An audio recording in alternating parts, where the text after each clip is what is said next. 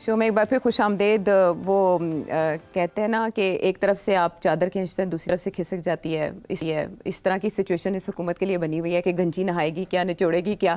126 countries کے لیے visa فی ویو آف کرنے کی بات کرتے ہیں تو دوسری طرف گیلس سروے آپ کو یہ بتاتا ہے کہ آپ کے اوپر تو بزنس کانفیڈنس ہی نہیں ہے کسی کو, آپ کی پالیسیز کی وجہ سے اور جو آپ نے ٹیکس ریٹ بڑھا دیے اس کی وجہ سے. سیٹھی صاحب, اس طرح کی سچویشن ہوتے ہوئے کیسے اکانومی کو ٹھنڈی سانس آ سکتی ہے؟ دیکھیے بڑی اچھی خبر تھی جی کہ 126 ملک کو ویزا آن ارائیول مل جائے گا. میں اس سے کوئی فرق نہیں پڑے گا ٹو بزنس کانفیڈنس اور انویسٹمنٹ. کچھ کوئی فرق نہیں پڑے گا. بات یہ ہے کہ اسی لیے اب گیلپ نے جو سروے کیا ہے it's not a good, it's looking bad for the government. اس کے موٹی موٹی بات یہ ہے, وہ یہ کہہ رہے ہیں کہ کنٹری کے جو بزنس مین ہیں وہ سمجھتے ہیں کہ شہباز شریف صاحب کی حکومت جو ہے وہ اس سے پچھلی حکومت سے بھی بری ہے. جو پی ڈی ایم کی جو حکومت تھی یہ اس سے بھی بری حکومت ہے. اور وہ یہ سمجھتے ہیں کہ اس کی سب سے بڑی وجہ یہی ہے کہ جس قسم کا بجٹ آیا ہے وہ ان ایکسیپٹیبل ہے اور وہ بڑے اس کے ساتھ مشکلات ہو رہی ہیں. انہوں نے کوئی 450 کے قریب بزنس مین سے رابطہ کیا, اسمال میڈیم لارج کو, 30 ڈسٹرکٹس, سیکنڈ کوارٹر آف 24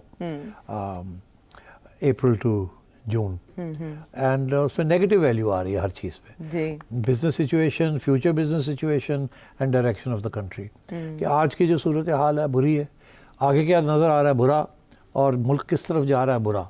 تو یہ تینوں ایریاز کے اوپر نیگیٹو آ رہا ہے. اچھا, اب بات یہ ہے کہ وہ کہتے ہیں کہ نیرلی میجورٹی سمجھتے ہیں کہ یہ نواز شریف کی جو گورنمنٹ ہے یہ, یا شہباز شریف کی گورنمنٹ ہے یہ پچھلی حکومت سے بری ہے. اچھا, اس کے بعد وہ یہ کہتے ہیں کہ 60% جو لوگ ہیں وہ بزنسز کہہ رہی ہیں ہمیں بجلی کی کمی, ہمیں صحیح ریٹ پہ بجلی نہیں مل رہی, جس کی وجہ سے ہمارے کاروبار بیٹھ گئے ہیں. اور یہ پچھلے سال سے اس وقت کے سے زیادہ ہے. یہ اس سے مطلب ہے بڑھ رہا ہے یہ کرائسس.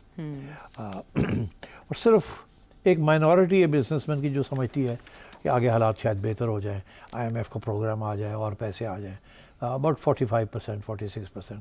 میجورٹی یہ بھی سمجھتی ہے کہ اس کے باوجود حالات نہیں اچھے ہوں گے, بیکاز سمجھتے ہیں کہ سیاسی پولیٹیکل سچویشن امپروو نہیں کرے گی, اور اگر پولیٹیکل سچویشن امپروو نہیں کرتی, اسٹیبلٹی نہیں آتی, تو پھر اور بہت سے مشکلات ہوں گے.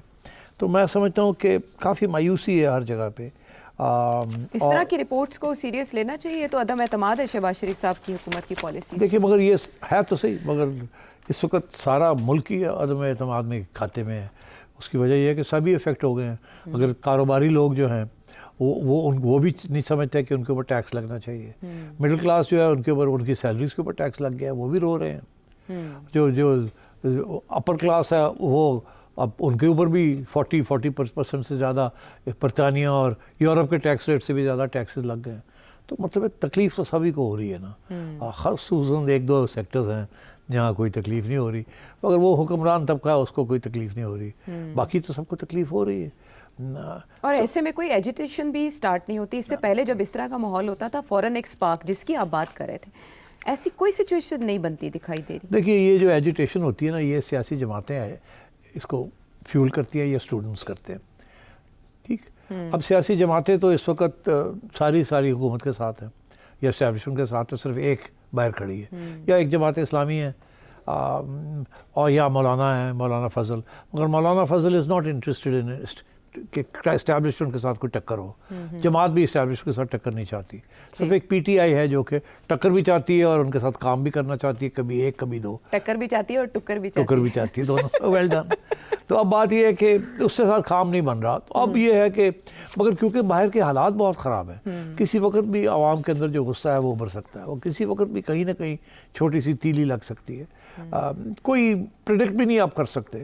کہیں ایکسیڈنٹ ہو جاتا ہے, کوئی 2 بندے مر جاتے ہیں, 1000 بندہ باہر آ جاتا ہے, غصے میں آگے لگنی شروع ہو جاتی ہیں. تو چیز کے تعلق کوئی نہیں گورنمنٹ کے ساتھ, کوئی لوکل ایونٹ ہے وہ اس کے ساتھ تعلق ہے, غصہ جو ہے وہ حکومت کے اوپر ہے, وہاں آ کے اظہار کیا جاتا ہے اور اس کے ساتھ آگے لگنی شروع ہو جاتی ہے, پولیس آ جاتی ہے, فائرنگ ہو جاتی ہے, اور لوگ مر جاتے ہیں, اور ادھر بھی شروع ہو جاتا ہے, ادھر بھی شروع ہو جاتا ہے. تو یہ اس کو آپ کچھ نہیں کہہ سکتے کب ہوگا, کون کرے گا, کیسے ہوگا, اس کے کیا نتائج ہوں گے. But it's an ever present danger. تو میں یہ سمجھتا ہوں کہ سچویشن از یہ جو بزنس کانفیڈنس نہیں ہے اس کی جینیون ریزنز ہیں کیونکہ ایوری بڈی نوز کہ it's a very unstable situation اور دا فیکٹ از کہ یہ گورنمنٹ اور یہ اسٹیبلشمنٹ اسٹیبلائز نہیں کر سکی. ان کا ایک خیال تھا کہ ہم اسٹیبلائز کر لیں گے اور the main destabilising factor is not Imran Khan. اس کو تو انہوں نے کنٹرول کر لیا ہے نا کریک ڈاؤن کے ساتھ. It's the judiciary. اب وہ جوڈیشری کے ساتھ کیا کریں گے؟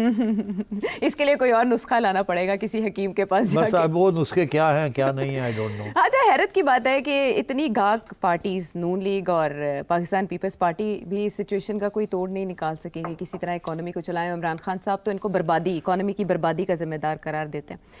اب یہ دونوں پارٹیز آج کل کیا کر رہی ہیں اس سچویشن میں؟ اسد کیسر صاحب تو کہتے ہیں کہ شہباز شریف صاحب اور نواز شریف صاحب کے درمیان بھی اختلاف ہے اور آصف علی زرداری صاحب اور بلاول بھٹو زرداری صاحب کے درمیان بھی اختلافات ہیں.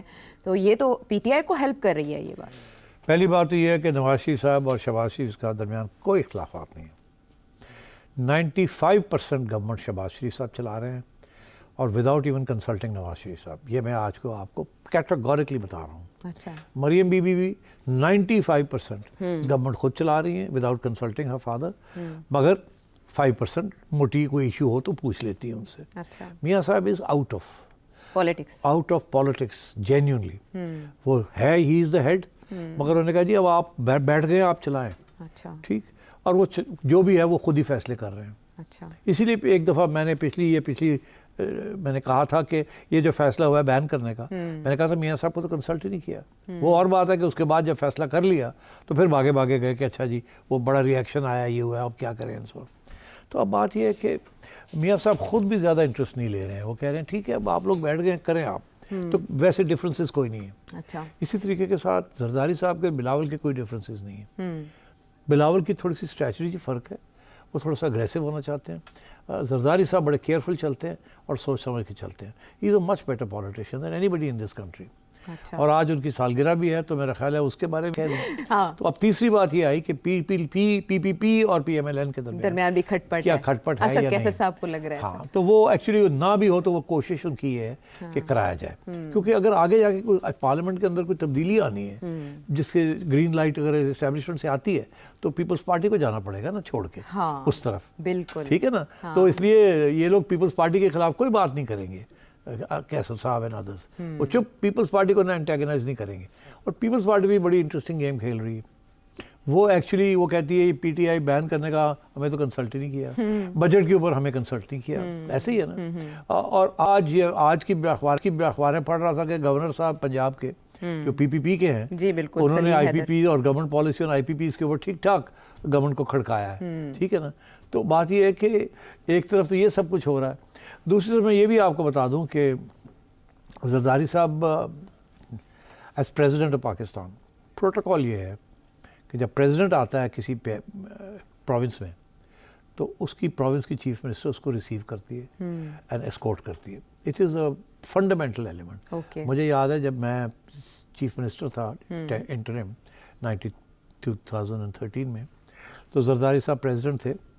تو جب بھی وہ پنجاب آتے تھے, خواہ وہ صرف لینڈ کر کے کہیں اور جانا ہوتا تھا, سندھ جانا ہوتا تھا یا کچھ, یا کسی اور دورے پہ آتے تھے جس کا تعلق گورنمنٹ کے ساتھ نہیں تھا, ان کا اپنا کوئی ایشو تھا, تو I would have to go to the airport protocol to receive ہم.